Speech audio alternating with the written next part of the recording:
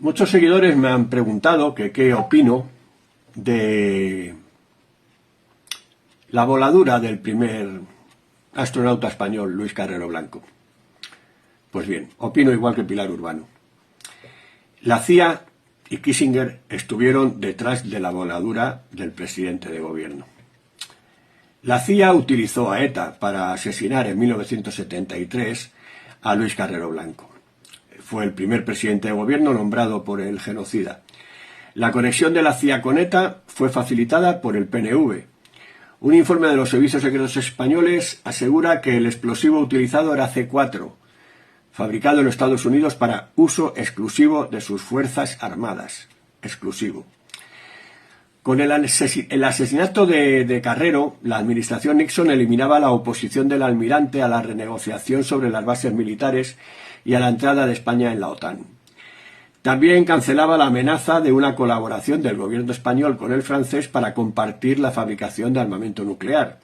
Y además aumentaba la necesidad que el príncipe Juan Carlos tenía del apoyo de Washington. Estados Unidos establecía las condiciones de lo que iba a ser su intervención para conducir la transición después de la muerte del genocida. Todo esto y mucho más lo cuenta Pilar Urbano en su libro El precio del trono. Según ella, Kissinger tenía que saberlo porque, como presidente ejecutivo del Consejo de Seguridad Nacional, no debía desconocer determinadas operaciones de alto calibre político si en ellas estaba metida la CIA.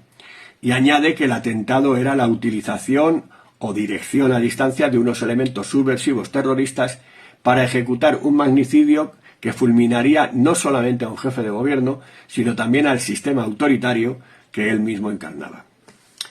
Su conclusión es que la CIA había intervenido en distintas fases del proyecto. Propuso el objetivo Carrero, reorientó a ETA para que su plan de secuestro fuese plan de eliminación, facilitó el hallazgo casual de un lugar donde cometer el atentado y puso el explosivo necesario. Poco antes de la voladura, Kissinger había recibido el Premio Nobel de la Paz por las tramposas negociaciones sobre la guerra de Vietnam. El relato que cuento ahora es el que construye Pilar Urbano en su libro.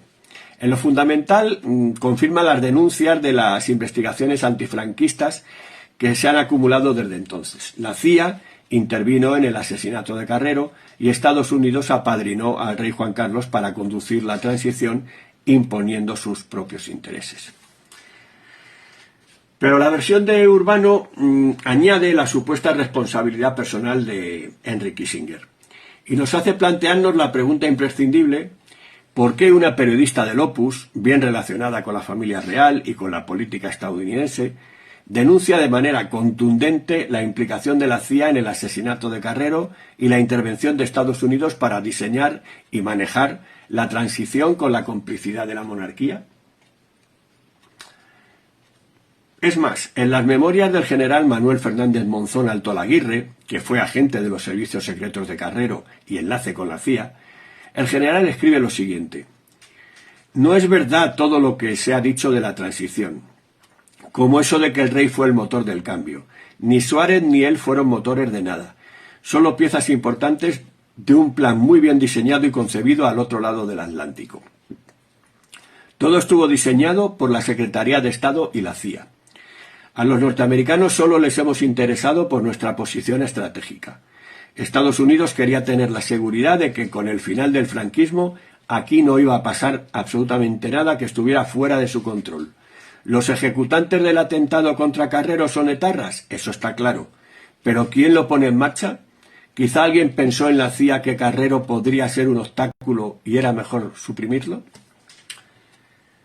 El 14 de septiembre de 1972, en un hotel de Madrid, un desconocido entregó al etarra Joseba Miquel Bañarán Ordeñana Argala un mensaje sin remitente. Le había dado la cita de un amigo del ámbito nacionalista cuyo protagonismo permanece en la sombra. Era un sobre con una nota mecanografiada. Decía así: el almirante Luis Carrero Blanco, vicepresidente del gobierno, acude todos los días laborables a la misa de las 9 de la mañana que se celebra en la iglesia de los jesuitas situada en la calle de Serrano, frente a la embajada de Estados Unidos. Lleva muy poca protección de escolta y recorre siempre el mismo trayecto. Hasta ahí la nota. ETA decidió secuestrar a Carrero y Joseba Iñaki Mújica Arregui Ezquerra se ofreció para dirigir la operación. Se había incorporado a ETA con 500 compañeros de las juventudes del PNV y, según Urbano, la CIA orientó a ETA hacia Carrero a través de los servicios secretos del mismo PNV, que mantenían una comprobada relación con las agencias de seguridad de Estados Unidos desde las vísperas de la Segunda Guerra Mundial. La conexión se establecía mediante personas de arraigada confianza, tanto para la CIA, que eran también arraigada confianza para ETA. Ezquerra propone convertir el secuestro en asesinato, pero se opone el jefe militar Eustaquio Mendizábal Benito Chiquía. Un soplo a la policía permite el cerco a Chiquía en la estación de Algorta y lo acribillan cuando intenta huir. Los etarras encuentran por casualidad el sótano que alquilan en la calle de Claudio Cuello. El dueño lo tenía en abandono, pero una misteriosa llamada, con una buena oferta que luego se desvanece, lo convence de ponerle el cartel de alquiler que los etarras descubren en la zona por donde buscaban, curiosamente, en la ruta de Carrero. Abren un túnel desde el sótano para colocar los explosivos debajo del asfalto. El 20 de diciembre de 1973, el coche de Carrero, un Dodge Dart, vuela como consecuencia del efecto chimenea. Una tremenda explosión vertical sin dispersiones en ataque directo contra el objetivo. El juez Luis de la Torre Arredondo, al que le arrebataron el sumario para pasárselo a la jurisdicción militar, comprobó con los expertos que la explosión no pudo ser provocada por la dinamita que ETA dijo que había utilizado. En una entrevista para Interview en 1984, el magistrado llegó a decir que iba teniendo la convicción cada vez más sólida de que la CIA supo que iban a matar a Carrero y que la CIA estaba detrás. Le ocultaron el informe con los resultados de la investigación que el Grupo Operativo de los Servicios Secretos de Información había realizado, tomando muestras en el cráter provocado por la explosión. Urbano explica que, aunque ese informe sigue siendo materia reservada, veteranos agentes de los servicios secretos le han confirmado su existencia y su contenido. Lo que se había utilizado era C4, un potentísimo explosivo plástico que solo se fabricaba en Estados Unidos, como hemos dicho antes, para uso exclusivo de sus Fuerzas Armadas. Blanco y en botella. El relato de la periodista sugiere que la CIA cambió el explosivo del túnel cuando los etarras dejaron el sótano sin vigilancia al aplazar el atentado por la visita de Henry Kissinger. Camuflado en la delegación del secretario de Estado, vino a Madrid el jefe de operaciones de la CIA, William Nilsson. Con él se reunió Kissinger en su embajada después de una larga sesión con Carrero, en la que se le impuso el compromiso de mantener un secreto total sobre la conversación. En ese encuentro, Carrero se mantuvo en su posición de no renegociar el acuerdo sobre la utilización de las bases militares en España si no se establecía un tratado bilateral de defensa mutua con Estados Unidos. Y le advirtió a Kissinger que si la OTAN no quería a España por la dictadura de Franco, no le quedaría otra posibilidad que aceptar la propuesta de Francia para compartir la fabricación de armamento nuclear. Carrero le entregó a Kissinger un informe de la Junta de Energía Nuclear explicándole que España tenía yacimientos de uranio y la tecnología francesa de la central de Vandellós para conseguir plutonio. Había firmado su sentencia de muerte, sin saberlo. Durante la preparación de la Operación Ogro, que es como se denominó el asesinato de Carrero, después, desde el 14 de septiembre del 72 hasta el 20 de diciembre del 73, hubo 3 cambios del director en la CIA. Pero se mantuvo como subdirector el general Vernon Walters. Él había sido el intérprete en las visitas a Madrid del presidente Eisenhower en 1959 y de Nixon en 1970. En 1971, Nixon envió a Walters con un mensaje personal para Franco. Nixon le dijo a Walters: sin democracia no pueden estar en la OTAN y con democracia pueden no querer estar en la OTAN. Hay que reforzar el estatuto de nuestra presencia en sus bases. Nixon le planteaba a Franco 2 posibilidades: entronizar a Juan Carlos y quedarse al mando de las Fuerzas Armadas, o nombrar a un presidente del gobierno que sintonice con el príncipe. Franco nombró presidente del gobierno al almirante Luis Carrero Blanco. ¿Se lo querría quitar del medio? Para Estados Unidos era un obstáculo en la dominación militar y un cerrojo para la democratización. Sin Carrero, Basis sí y OTAN también. Sin Carrero, una democracia contenida y diseñada por Washington. Sin Carrero, un Juan Carlos entregado a Estados Unidos como precio del trono.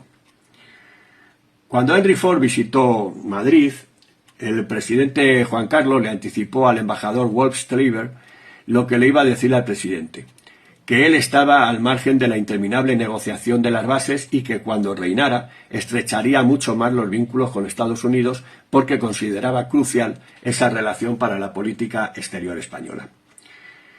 Pilar Urbano señala al general Walters junto a Kissinger en la Operación Ogro. En 1973, con los sucesivos cambios en la CIA, Walters ocupó durante 2 meses el puesto de mando en la agencia y en ese periodo de dirección interina Ezquerra ascendió a la jefatura en todas las instancias de decisión militar en ETA y la operación se reorientó de secuestro a asesinato. A Ezquerra, que nunca, curiosamente, fue acusado por el asesinato de Carrero, lo detuvieron en 1975. 2 años después lo sacaron de la cárcel para enviarlo temporalmente a Oslo, por presiones del PNV, y finalmente lo acogió la Amnistía General. En octubre de 1947, el general Marshall, secretario de Estado, le llevó al presidente Truman un informe de su gabinete de planificación política sobre las relaciones con España. Una nueva orientación se desarrolló desde entonces. Dejemos de manifestarnos abiertamente hostiles con el régimen de Franco y trabajemos de ahora en adelante para normalizar con sutileza las relaciones políticas y económicas. En 1968, los que Urbano denomina los señores de los hilos, el Club Bilderberg y el Consejo de Relaciones Internacionales, a los que se añadiría en 1975 la Comisión Trilateral, decidieron que Juan Carlos debería ser designado sucesor. Así lo hizo Franco en el 69. Los señores acordaron también hacerle al príncipe un seguimiento durante 5 años. En 1973 anunciaron que está perfectamente preparado para reinar. Durante la agonía de Franco, el embajador Wolf Streiber le presentó a Juan Carlos un guión para el cambio aprobado por Kissinger. Los señores de los hilos le marcaban los límites en el escenario, en los actores, en el ritmo de la acción y en el libreto que debía interpretar. Estados Unidos decidió que en España apoyaría un cambio de régimen hacia la democracia sin prisa, gradual y parsimonioso. Asesinado Carrero, el embajador en Madrid le escribía a Kissinger que no tenía carisma ni afecto popular y nadie se ha sentido afectado por su muerte. Y el comentario de un importante portavoz de esa representación diplomática, también vinculado personalmente con Kissinger, estremecía a un destacado representante del Ministerio Español de Asuntos Exteriores diciéndole: no quiero que suene brutal, pero un estorbo menos para la apertura de España y por deplorable que sea un asesinato, lo cierto es que ETA nos ha hecho un gran favor. Perdonad por la chapa y os leo en comentarios.